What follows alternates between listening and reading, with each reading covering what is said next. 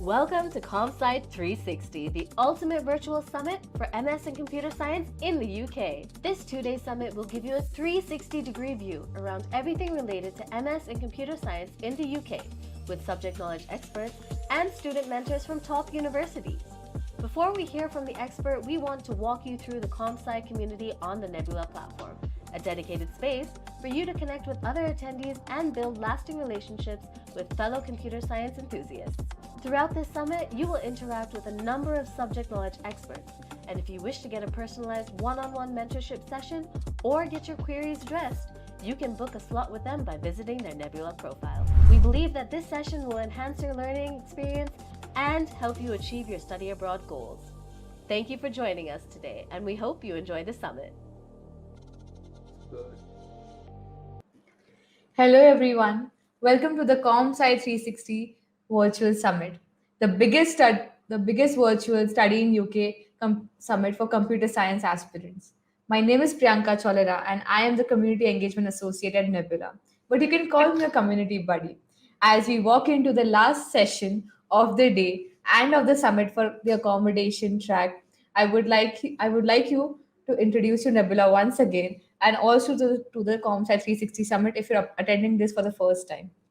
Nebula is a community based platform that helps students to study and work abroad by connecting them to mentors who have already conquered their fears of staying in an unknown land. Many highly accomplished scholars across the globe are listed as mentors on Nebula, and we have built a powerful community of students and mentors.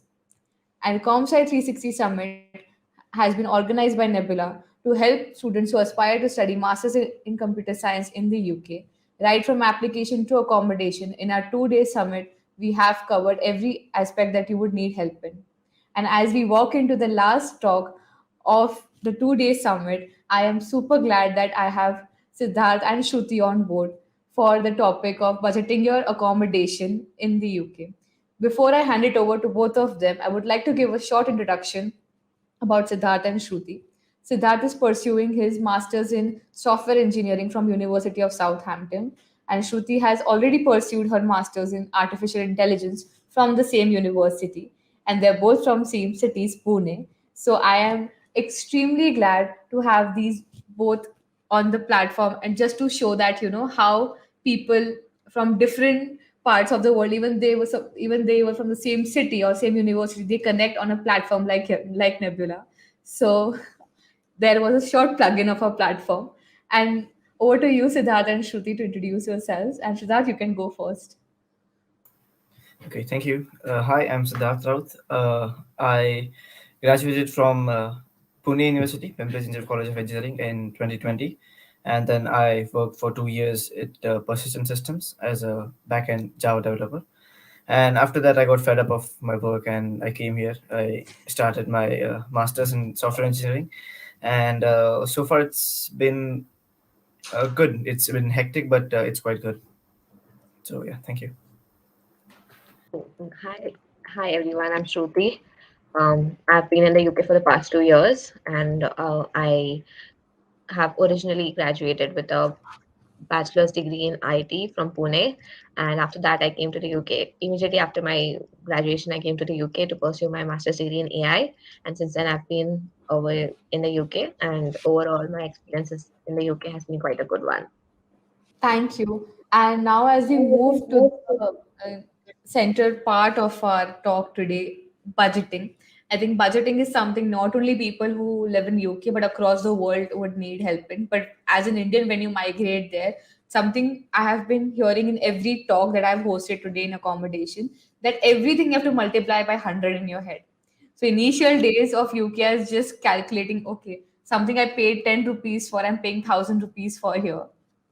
So to start with that, I mean, initially when you both must have landed, I think that there would have been a culture shock. And also in terms of spending, your spending habits in India and spending habits in UK would have been drastically different.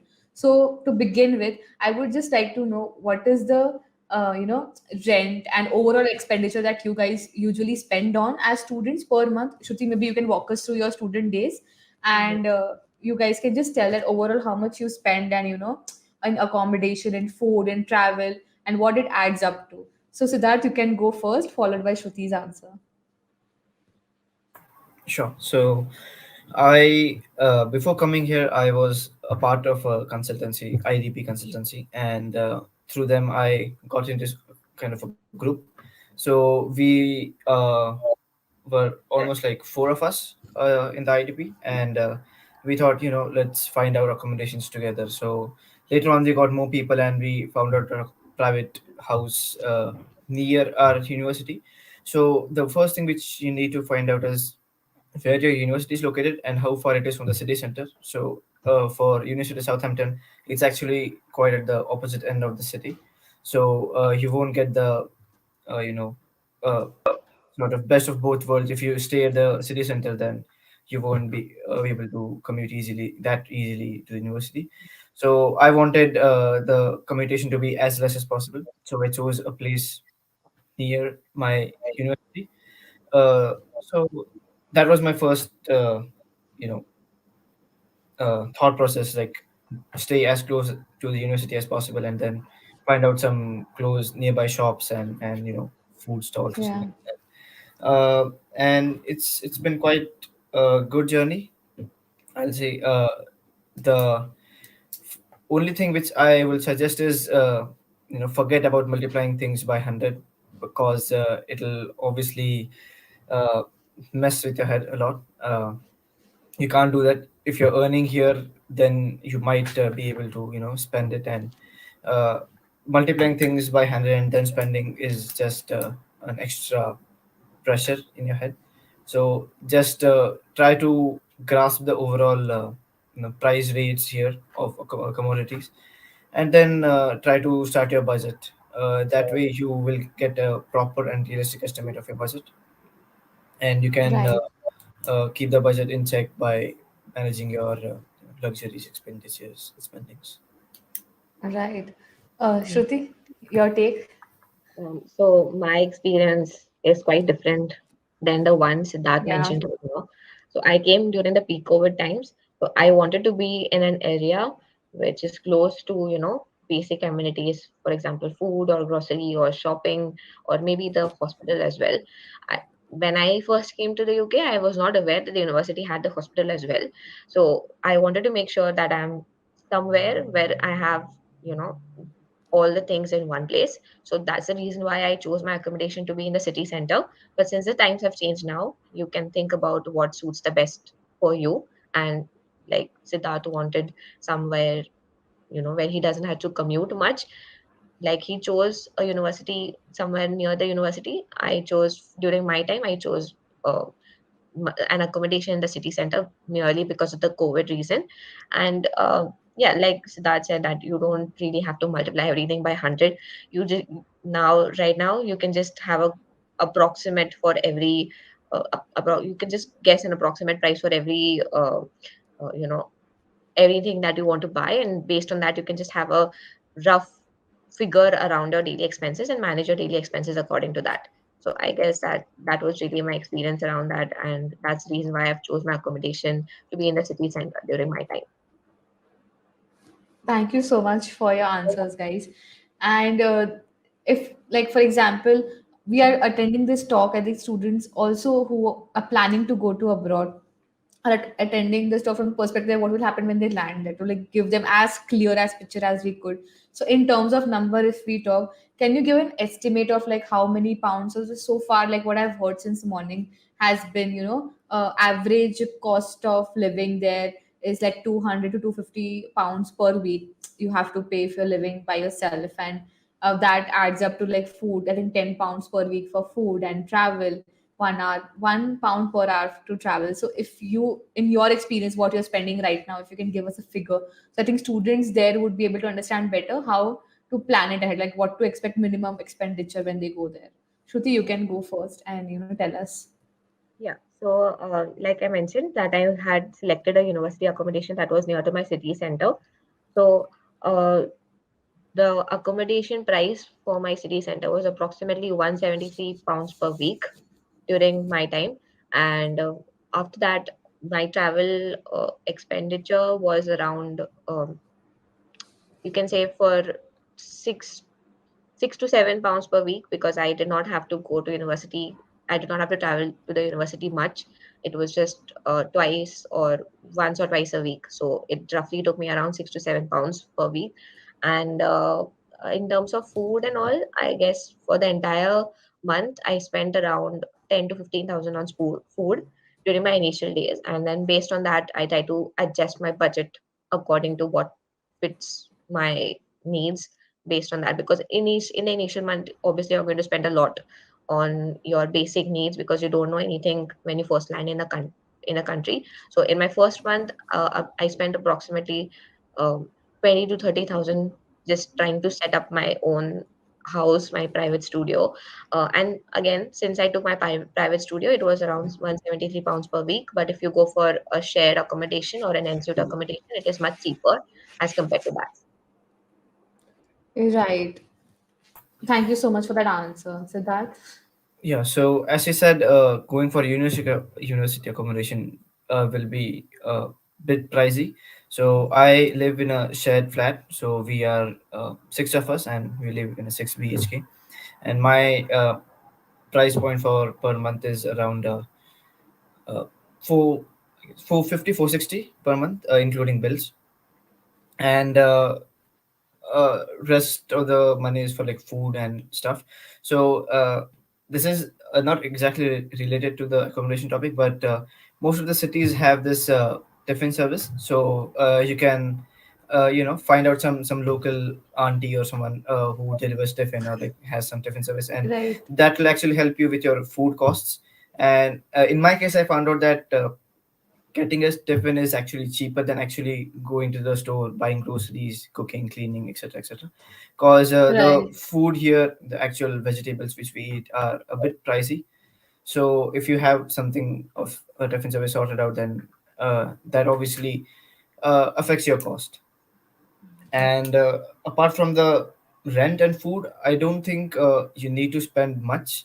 I mean, if you live near the university, then you don't even need to actually commute. You can just walk to the university, and uh, that just solves the issue.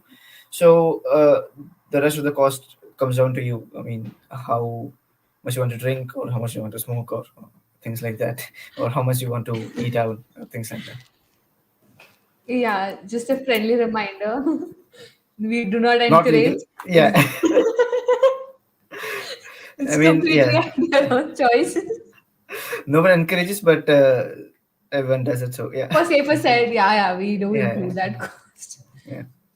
So, this a follow up question on that. That when you start living there, I mean, what is how do you plan your finances? Like, I think it will take a couple of months to know what are your own expenses or what are your preferences to eat, right? So, let's say you are past 3 months, like a good like quarter of the year has passed. So now, what would you advise students to like take the first step, like finance planning is a big thing. Like it takes time to get to that stage where you're in control of your finances. But what are the small tricks that you would suggest that you can save a penny or two, and that would give you confidence that you can budget for yourself? Otherwise, if you keep overspending every month, you might feel like, okay, I do not have the right resources to control my spending. So Siddharth, would you like to go first on this and share? I mean, Shruti, either of you can tell us. Sure. So two major things which I can think of is uh, get a job, get a part-time job, if your course allows, obviously. But a part-time job will obviously help. Uh, while coming here, I've seen most of the students have their tuition fee and rent sorted out, because most of us take a education loan, and a loan covers the majority chunk of your costs, which is tuition fee and rent. And the extra expenses of food and other things you can cover from your part-time money. So that is one thing which you could incorporate in your financial plannings, that if I'm getting a job and if I'm earning, say, 10 pounds per hour for 20 hours, 15 hours, then how can I manage my expense in that? And the Right. other thing is probably keeping an upper limit for your expenses. So anyone can do that right now. We know what all things we require. At least 80% of the things we know of what we require, and you can just go to Amazon or co.uk or something like that, and find out the prices of those commodities. Chalk out your expenditure, and in that way you could estimate your monthly cost, and then you can base your finances around that. So probably keeping an upper limit on your knowing, first of all, knowing what you will need in the month's time, then having an upper limit for your budget, and then actually having some inflow of cash, which will help you uh, have some room in your budget.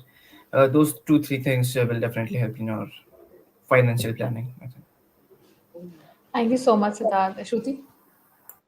So, like I mentioned previously, I had come during the peak COVID time, and that time we did not have any part-time jobs. So everything that I had to plan was, you know, I couldn't take into consideration that what if I do a part-time job and how, because there were no options available. So I had come on a very tight budget.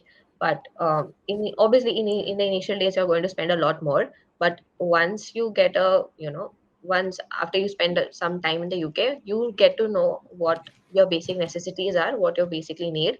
And then based on that, maybe you can try to make out a list of what things you actually need and where you can cut down spending. So that is something that I did personally that helped me a lot to cut down additional expenses.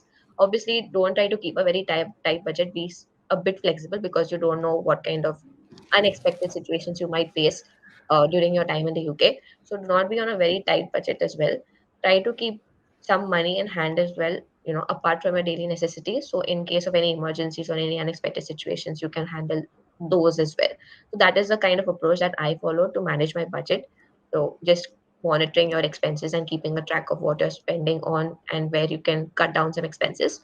That helped me a lot during my time because I did not really have a part-time job. Right, and I think this question I would throw at both of you. It's not it is related to topic, but indirectly. So you both us have studied at University of Southampton. So there, like yesterday, we had an entire track dedicated to part-time jobs. So like Siddharth said, if anybody of you wants to know in depth about it, you can visit the recordings. But in a nutshell, UK does offer £9 per hour minimum wage part-time jobs, and the maximum limit is 20 hours per week, best to my knowledge. So does University of Southampton facilitate it's the same for students? Because like you said, some universities do, some might not. So what is the case at University of Southampton? Siddharth, you can go first. Okay, so University of Southampton does have a few jobs of those, and you could also apply for technical part time. So I'm currently working as a software developer intern, and I got my Right. internship via University of Southampton. So it's not just that you have to do a minimum wage job. You can also apply for some part times in your domain, in your course related topics, and there are a lot of opportunities in those fields as well. uh, I mean, three of my flatmates are doing a similar thing, not in CS but in other finance related fields or something like that. So yeah, University of Southampton offers the 9.5 per hour jobs, which are like a basic jobs, and then some other technical part times as well. And don't just restrict yourself to university per se, because in the US you have to strictly work in the university campus, but coming to the UK, you can work at any store anywhere. So keep that in mind. You can find part time just nearby your accommodation. A few of my flatmates do the same, and even that would be helpful. So yeah, keep an eye out for technical and non-technical part times. It doesn't really matter because at the end of the day, it's not a lot of money. So just having that sort of extra cash inflow will help you. So yeah. Right. And just a follow-up question on this, that's Siddharth and Shruti, I'll come next to you with another two sets of questions. That is there a cap on the number of hours you can put in an internship? Because there is for part-time jobs, but is there a cap on the number of hours you can do? Yeah, so all the work which you do in your term time is for 20 hours. So mine is a technical part Right. time. So I'm a part time intern, so in 20 hours. And that's a term time hour limit. If you work it, there are semester breaks. Each semester has one break. So in that 1 month of holiday, you could work for 40 hours. So that is given in a visa. So term time 20 hours, break time 40 hours. That's the rule, and that applies for all Right. the part times. Right. Uh, just coming back to Shruti regarding the same question, and a follow-up question on that, that you said you need to have some buffer amount for medical emergencies. So Shruti, because you've been in UK for a while now and you did come during peak COVID time, are there any student health insurances that you can apply to save costs so that you don't wait for the calamity to happen but already have a shield towards it? So there's not a lot you spend, because I think outside India everywhere medical expenses are too on the hefty side for anyone to bear the cost. Yeah. So when you're applying for the UK student visa, you're also paying for the immigration health surcharge. So that basically covers your medical costs. I mean, I've already paid for that in when you're applying for the visa. So that is a one-time payment.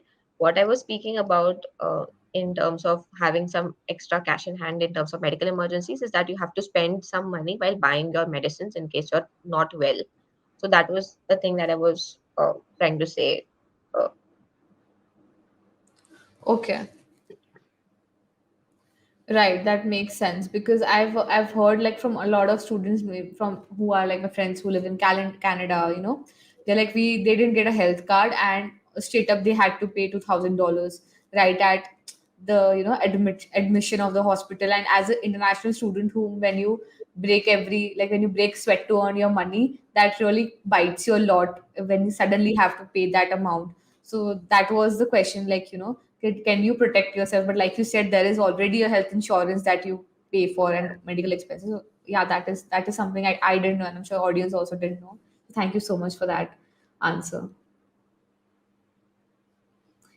So the next thing that we have covered basic livings, but when we are in UK, or we hope to be someday soon there, we do expect to explore and travel, and all these things are like aspirational. Like we do see our friends posting Instagram stories and traveling UK, seeing the Big Ben. So how do you manage those costs, like for traveling and everything? Because you have gone there to see a new country and meet new people.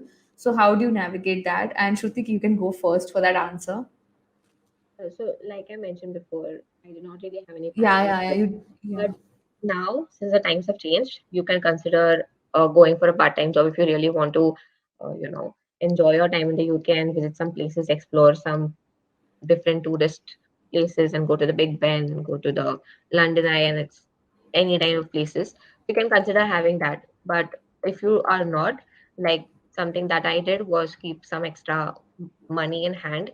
So save up a little every month, and then one just select the best time of the year when you want, and then you can plan accordingly, and then just have you will already have your savings in your hand. You'll have some money saved up.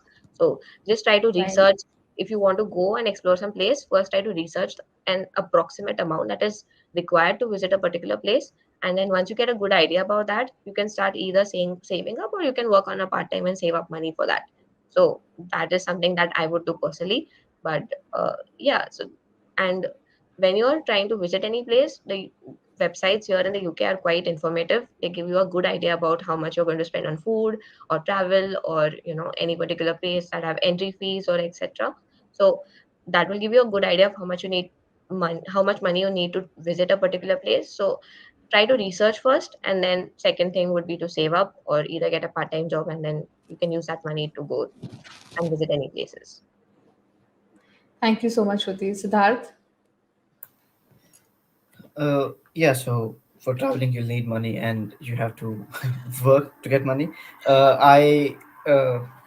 I haven't visited anywhere in my turn time, and I don't plan to visit anywhere soon because I feel uh, yeah, my course is a bit hectic, so I didn't get a lot of time, and Right. find that focusing on your term time and part time is quite challenging. Uh, Right. but you could obviously plan something in your break time. So a lot of my flatmates went to London in a break time, and it was quite fun. But it will be helpful if you know somebody. So let's say you're visiting London and you know somebody who lives in London, not exactly near London, but like you at you at least have a place to crash at night, Right. and that is the primary cost of visiting any city, just one night's accommodation or one night stay, because that itself costs around, I think, £100, probably more or less. So if you have your one night or two nights accommodation sorted out, then you can easily plan your trip accordingly. So yeah, I mean, a part time saving some extra cash and then actually properly planning your trip will be helpful. And it depends, if you want to go alone, that's fine as well, because uh, it's I mean, you won't find anything inconvenient because a lot of things is available online. There are bus apps available, and train timings, everything is properly documented and recorded and given to us, so you can plan your trip anytime, and you can actually visit it. Right. Yeah. Thank you so much for that answer, Siddharth. And since you both were from same university, I do want to know because both of you made the choice of not traveling a lot. By Shruti did not have a choice to not travel. She by not by any choice she could not travel. But around University of Southampton, when things opened up, and now that you are there, Siddharth, what are the cool hotspots that kids can go to if they are attending that university? Some secret off the map routes that you can tell us about. Southampton is it's a good city.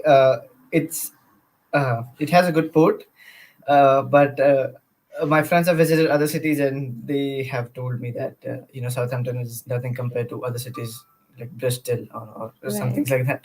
So if you're coming here, the university is great, but the city is quite nah, okay. But there are a few Okay. things, few cities nearby. So there's Winchester, which has huge cathedrals and a lot of other things. There's Isle of Wight ferry, which is like a 30 minutes ferry journey. And there's Dorset nearby. There's that Stonehenge near Salisbury, I think. So there are a few places nearby Southampton which are worth seeing. And Southampton in itself is quite a good city, decent city, I think. There's a bit of nightlife, Right. so if you are into that, then you can visit the pubs, you can visit the clubs, and you can enjoy there. Yeah. Right. Thank you so much. Shruti, do you have anything to share on the same? Yeah, so basically, if you like hiking and all, then Southampton is a good place to start. Also, at our university, we also had these kind of groups. So there were hiking groups and all. So that facilitated those hiking trips and all. And you can maybe try to go on those trips as well. Apart from that, if you're interested in knowing about the Titanic, then it's a good place. You have a lot of museums and all over there to visit. And like Siddharth mentioned, that there is Dorset, you've got Winchester, then you also have Isle of Wight ferry. And Isle of Wight is a quite beautiful place to see if you are interested.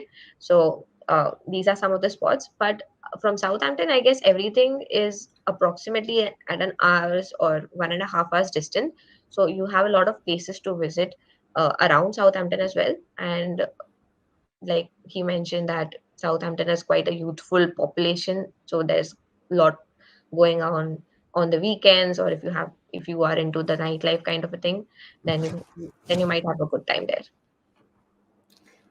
Right. Thank you so much for that answer. I mean, I think all the ferry rides that you have mentioned, I feel because it's a university centric area also, because University of Southampton, I'm sure it's known for that also. So it might be student budget friendly because it's very surrounded by nature. I think treks are anyways free. So yeah.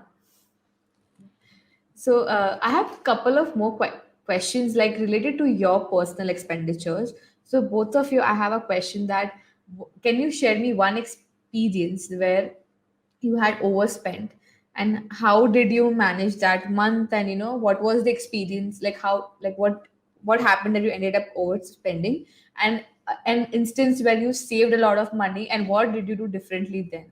And Shruti, I think you've been there for a while now, so I think you would have a good bird's eye view on the entire topic, so you can go first and followed by Siddharth's answer. Yeah, so basically, when I first went there, there were a lot of things like you need in the kitchen. Because I had my private studio, I used to cook by my own. and there were a lot of things in the kitchen that I overspent on. And because I did not really research about different grocery stores or different retail stores over there, I ended up spending a lot of money in my initial days on those kind of things. But one advice for everyone would be to research all, everything, every basic thing related to your stay in the UK before you actually try to you know uh, go there, before you start living there actually. So Amazon UK can give you a good idea about that. You can also type on Google, different types of grocery stores available in the UK, and maybe try to visit their websites, get to know about the approximate cost that can help you. This is something that I did not do when I was coming in the UK. So had I done that, I would have avoided a lot of overspending in initial days. So this is something that was my experience. And after that, once I got comfortable to the environment and comfortable to knowing different grocery stores and different shops over there, I reduced, my monthly expenses by a very good amount. So this is something that I would really advise for anyone who's going to be traveling to the UK. Yeah. Just one Right. thing I'd like to add on that is there are a few stores where you get a few things very cheap, and then there are a few stores wherein you get the same things very at not a very consumer friendly price point. So you Yeah. could probably once you come here, you could in a week or two, you could probably figure out which stores to go for which products. Like milk is cheaper at Sainsbury's or something like that, and uh, it's not much, but it might save you some money in the long run, I think. So that is one thing which you could keep in mind. And the most which I Right. spent was, I think, my first month, because it was everything was new to me. So I registered for a lot of parties. I went like a couple of university freshers party or something like that, and that was a bit costly. And the food here, since we lived in a shared flat, so we actually planned our utensils and groceries. So while coming here, we actually distributed. So I'll bring a hooker, you bring a pan, or something like that, and we could share that thing Right. here.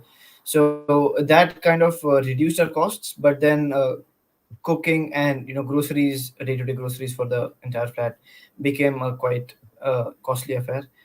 So later on, we switched to this thing called a tiffin service, and Southampton has two or three providers of tiffin, and they're pretty good, I think. But any university you go, any city you go, you will find some of the other delivery services, like different providers, Right. and they will definitely be good for you. If you live alone, then probably it depends on your you know cooking styles and eating habits. But if you live in a shared flat, then it definitely, I felt it became a lot cheaper if I don't buy the Right. groceries and uh, just get it different. So yeah, uh, when you come here, you'll have a lot of things to do. Keep a budget on your, especially strict budget on your first or second months, and then once you get to know your way around here, then you can probably explore some more things, go out somewhere, and things like that. Right. Thank you so much. And while being your time there, I think there are some spots in the cities, always some activities that you don't need any money for, like that are Mhm. available to everyone for free. So what are your leisure activities in the UK that you just like, maybe it's a walk in the park or something that you genuinely enjoy but pay nothing for? Definitely, Yeah. walk in the park is one of the best activities, and Southampton actually has very good parks. So we also have a river uh, near our Right. accommodation, and the river walk is like one of my favorite activities. It's a long walk. It's, I guess, 3 or 4 kilometers, or probably more, and it's a beautiful place. There's a lot of gardens, a lot of dogs playing around. So that is one of the best activities which you could do on a sunny weekend or something like that. And apart from that, if you're into nightlife, then there are a lot of pubs which have free entry. So you could try those out. They're pretty good, and you could have a great time there as well. Uh, and basically, yeah, I mean, for free. So there are other activities, like we had this Chinese New Year event, which is arranged by the Southampton Council near city center. Right. So I mean, you could explore a few events like those, and even those are free. So yeah, there are a few activities which are free, and once you come here, you'll get to know about them, and you can enjoy those. Thank you so much for the answer, Shruti. Yeah, so like when I was staying in Southampton, I had a very big park in front of my accommodation, and that's what I enjoyed the most. Walking, just taking being happy in nature and just enjoying those long walks in the park is something that I enjoyed. But overall in the UK, if you there are a lot of parks which are free also. But if you are into museums and different, if you're trying to visit different places, there are also a lot of shows. For example, there are light shows or museum shows or book shows in the UK which are free and they don't cost you anything. Only thing is that you will have to, if you're living in a particular city and you're traveling there, you have to manage your traveling costs. That is the only thing. But there are a lot of things to do, free things to do as well over here also. So that is during my time, I just enjoyed having a good walk in the park. And since I like museums, so I visited a lot of museums as well. Right, and you mentioned Titanic Museum. So what's the deal about that? Like, why is Titanic Museum a thing there? So the thing is that Titanic actually originated from Southampton. So that's the reason why we have the memorials and all the engineers that were on Southampton as well over there. Wow. So we have that museum in the city center, and anyone who's interested in knowing more about this can definitely visit that place. That is something I definitely didn't know, and I mean it is a tragedy, but like the way the movie has romanticized the entire tragedy makes you want to go and see what the deal is about. And it was a magnificent ship that unfortunately did not land well. But thank you so much for the information, Shruti. I'm going to definitely note it down, and just to see that museum, and I'm very curious that what it would look like, and the information that it would give. So we have few questions in the chat as we are almost about to end our session. So I'll take a couple of questions because most of them you have already answered throughout your talk. So I don't want to put you both through the same again. So, but there is an interesting question that stands out that when you're moving to a different country, like you want to balance between having fun and doing your master's course. So, how do you guys usually spend your weekends there? Like, how do you make sure that you have fun also, but also not overspend? Yes. So for Yeah, me, Shruti. um, like like I mentioned that my course was really hectic. I did not really have times where I could, spend my weekends, have fun. But and since I went during the lockdown time, I did not really have many options. But the city center or there were some malls that used to be open for a limited period of time. So that was my if I wanted to spend my time somewhere, I used to go on that. Apart from that, we also had these hiking trips which were organized from a university group. So that was something Right. that I really enjoyed. And if that is also not possible, I would just take a walk in the park and just stay happy for the day. Right. Siddharth, I'm expecting some really cool, some off the beat answers from you. I don't know why, with all your experience with the pubs and everything. No, I'm not actually a pub guy, but you could obviously visit those if you really like them.